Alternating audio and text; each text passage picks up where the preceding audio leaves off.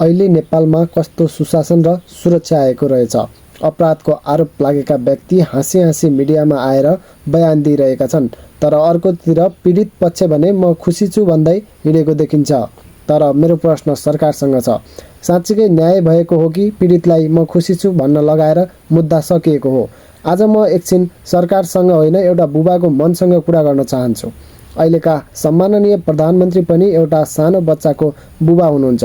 उहाँ एकछिन मात्रै सही पीडित बच्चाको बुबाको ठाउँमा उभिएर सोच्नुहोस्, आफ्नो सानो बच्चामाथि यस्तो जघन्य अपराध भएको भए, आफ्नो बच्चाको पीडा देख्नु परेको भए, त्यसपछि त्यही अपराधको आरोप लागेका व्यक्ति हाँसी हाँसी क्यामेराको अगाडि आएर बयान दिइरहेको देख्दा एउटा बुबाको मनमा के बित्थ्यो?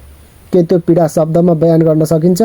न्याय भनेको पीडितलाई चुप लगाउनु मात्र होइन, न्याय भनेको म खुसी छु भन्न लगाएर मुद्दा टुङ्ग्याउनु पनि होइन।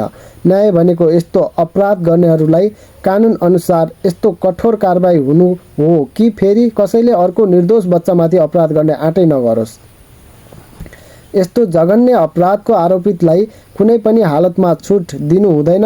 राज्यले यस्ता अपराधप्रति शून्य सहनशीलता देखाउनुपर्छ।